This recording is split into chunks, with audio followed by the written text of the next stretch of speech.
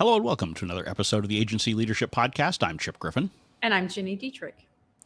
And Ginny, I think that typewriter behind you is not quite in the right place. I think we're going to need to move it just a half an inch to the left. Maybe not even half, a quarter of an inch to the left. Do you think you can do that for me? Sure. Why not? Right after this.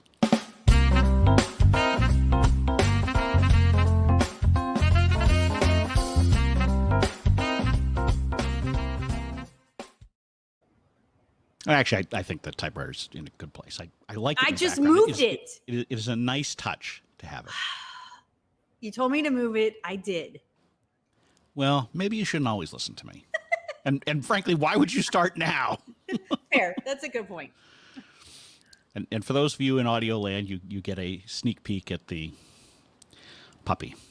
There's a new puppy! There's a new puppy. She's so cute! So if you hear yapping, it's me. If you hear barking, it's the puppy. It's the new puppy.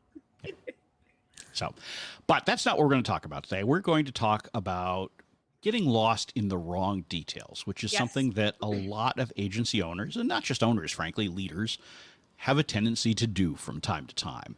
Yep. And this exhibits itself in many different ways. It can be what I think is an unhealthy obsession with utilization rates that many agency owners have. Not that utilization rates aren't important, but fixating on them too much can be a problem. And this actually came about because of a conversation that we were having about some folks trying to figure out how to handle vacation time and holidays and all of these kinds of things, given that it seems that there are new holidays emerging, or not necessarily new holidays, that holidays are being more commonly recognized by more businesses. And so agency owners are having to review their own list of holidays that they may have in their handbook and decide what they're going to allow. And so does that mean we have to trade it off for something else, or can we just give it? And how does that impact our summer Fridays and our week off between Christmas and New Year's, and all of these different things. And I've seen this a lot over the years. I mean, I remember there was one job early in my career that I was leaving where the HR department wanted to have a conversation with me about an excess of a half a day that I took on my honeymoon before I left for a new job. And so they were gonna dock my final paycheck until my supervisor stepped in and said, "That is the dumbest thing I have ever heard of." So, yeah. I mean, some people fixate on these things. And, it's one of the reasons why I don't love HR departments, because they tend to really fixate on these kinds of things. But if you're an agency owner, you don't need to. You need to focus on the big picture, and you need to figure out how to take your agency forward. Well, and the thing that bothers me about this kind of stuff is it doesn't cost you anything to give people an extra day off. It doesn't cost you anything to have summer hours. It doesn't cost you anything to give people a week between Christmas and New Year's. It doesn't cost you anything. Like, the work still gets done. You're still billing your clients. You're still, like, it all still comes to fruition. It doesn't cost you anything extra. So the idea that you would say, okay, well, now that businesses are recognizing Juneteenth, we should trade that for, I don't know, Indigenous Peoples Day, like whatever it happens to be. No, just give people the extra day off, because it's going to allow you to create more loyalty and engagement versus giving them something and taking it away. Like, that's just, people don't appreciate that. They don't appreciate it. But if you say, hey, we're going to add this extra holiday, people are like, oh my gosh, that's fantastic. Thank you. It's okay to do that. Yeah, and I mean, to me, this is sort of the equivalent of when employees are clock watchers, and they sit there at their desk and they look up at the clock to see when it becomes 5 o'clock. And I had one of those employees in one of my businesses at one point, and she literally would sit there and stare at the clock on the wall for the final 5 minutes of the day until it hit 5 o'clock so that she could walk out the door. So she would have her coat ready, and she'd be ready to power down her computer right there at 5 o'clock on the dot. Drove me nuts. But that's the same thing that you're doing as an agency owner if you are worrying obsessively about these kinds of things. And look, I mean, I get it. I get the concern. And, you do need to be thoughtful about it. And you do need to understand how it impacts your work schedules. And so if you're going to give another holiday, you don't need to take another one away, but you do need to figure out if there are clients, for example, that don't observe that. How are you going to handle that? Are you going to communicate with them that it's straight up your close and you can't help them? Or are you going to have someone on call? Same thing you would do with summer Fridays. In fact, I had this conversation with an agency owner just in the last couple of days who were thinking about doing summer Fridays, and we talked about the pros and cons of doing it, and also how you can manage that with clients who may be working on Fridays, and so their expectations may be different, and so you need to understand how to handle that. You just need to work through them. You don't need to sit there and be like, "Oh no, we gave you that extra holiday here, so we're gonna take something away from you somewhere else." It's And childish behavior. Let's be real. Clients, they're people too. And they like to have summer afternoons off as well, summer Friday afternoons off as well. So I promise you, no one's going to miss you. Now, if something happens and there's a crisis or there's a big event coming up or something like that, then for sure you have to be on call or be available. But every one of our clients has summer Fridays, every single one of them. So it's not a big deal to give it to your team as well. Right. And you really need to understand how some of these decisions do impact employee morale, because you may be able to get them to have their butt in their seat for a few extra hours a week or for that extra day out of the year that for the holiday that you don't give. But if you have less productivity because their morale is lower, it doesn't make any sense. Right. And I'll admit, I mean, earlier on in my ownership career, I tended to be more of the, well, if we're going to give this, then, that means something else. And Sure. I softened up on that. And I remember my dad owned a law firm when I was younger, and he used to give employees the choice each year between either the day after Thanksgiving or the day after Christmas. When I owned my own business, I thought that was dumb. That just doesn't make any sense. But in his case, it did, because the courts, I believe, were open the day after Thanksgiving. And interesting. So most of the law firms, at least in the area, observed the court schedule. Yeah, sure. So I mean, there was at least a rationale for it, as I recall it, as good as my memory may be from 40 years ago. But nevertheless, these are the kinds of things where you need to be careful not to go down that path. I remember one time telling an employee who asked if they would get Columbus Day off. I said, well, I'll give Columbus Day off when we get to take St. Patrick's Day off as well. Being the good Irish American that I am. I mean, obviously a dumb answer, and in retrospect, we should have just, well, frankly, given both off. Or really, you need the day after St. Patrick's Day off, I think, more than St. Patrick's Day. Correct. And I also think you need the day after the Super Bowl off as well. Yes. I do know some businesses who do that, actually. Do you? I do. After this year, I was like, that's actually a really good idea to do that. Yeah, at least for East Coast businesses. West Coast businesses doesn't make as much sense because it ends a lot earlier. So unless your own team is in it, you're fine. This also reminds me of the conversation, and certainly it's lessened since the pandemic, but 2018 and 2019, when people would say, oh, we could never go remote. I have to see people. And what if they don't do their jobs, and how are they going to be productive? And I think for the most part, what we have proven in the last 3 years is that actually people can be productive, and they're grownups, and they're there to do their job, and they actually want to do their job, and they want to do a good job at it.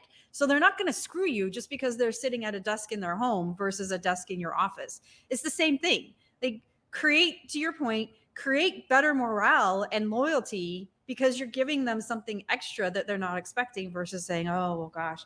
I mean, I had a job at an agency where every morning you had to walk in through the front lobby. And when you walked in, the receptionist would look your name up on a clipboard and write down what time you walked in.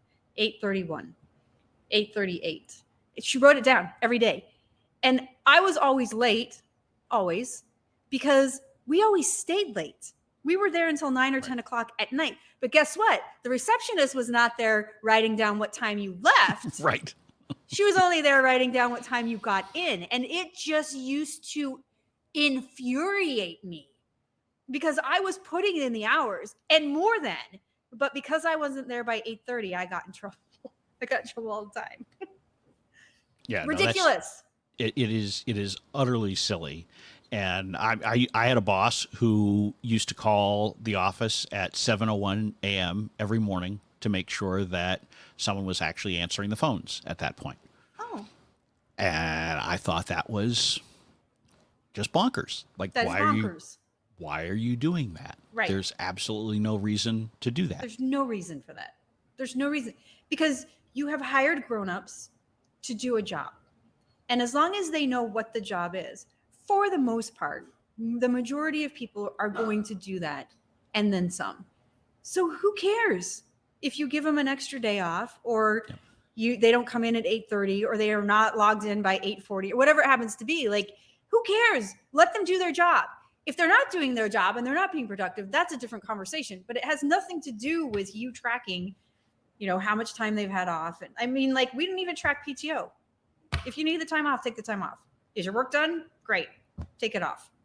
Right. Yeah, that has always been my mindset, because I thought this obsession with tracking vacation days down to and I know some agencies that will track it by, hours off. Like, so you can take a quarter day, you can take 2 hours. Like, really? Why are we doing this? And who wants the paperwork? That's such a pain in the neck.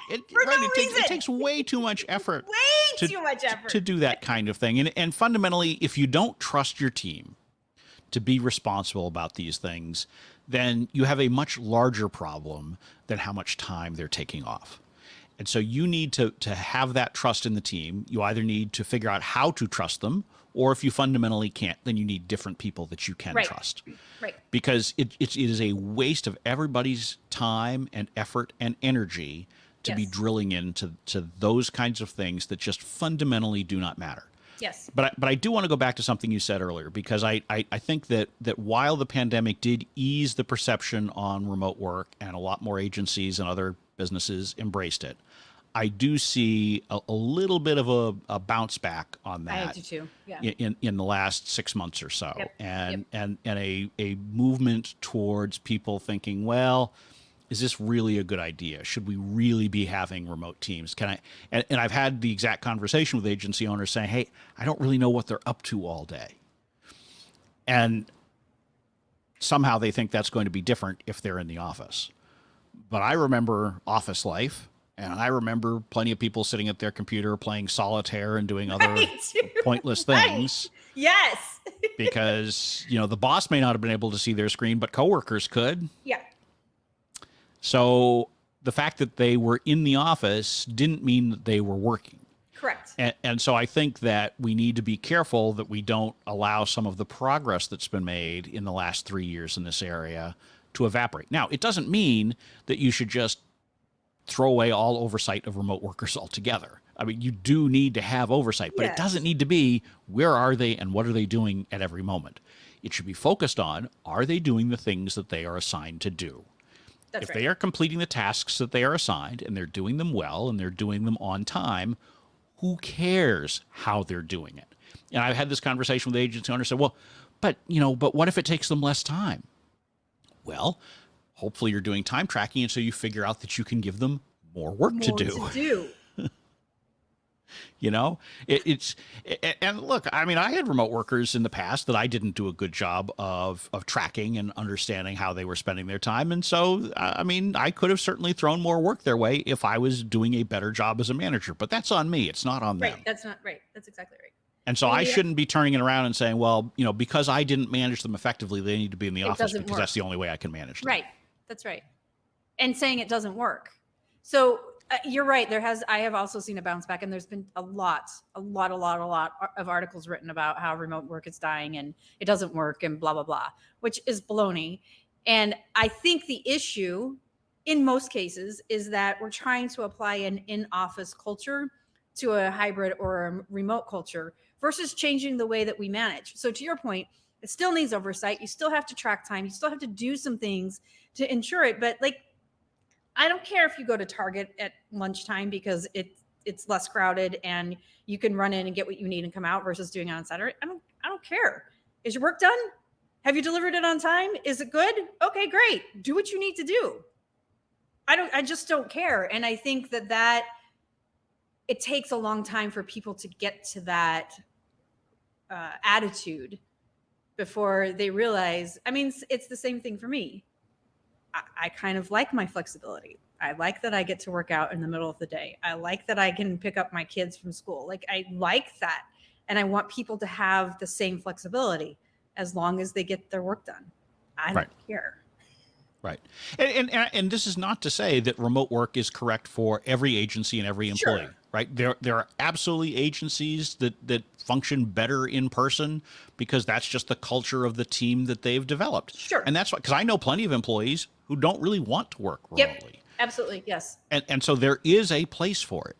But I think that if the reason why you're not choosing to have a remote team is because you are afraid that you can't tell what they're up to and that they will be taking advantage of you. And so you need to micromanage their time from a distance. That's the wrong reason. It is. For not having a remote team.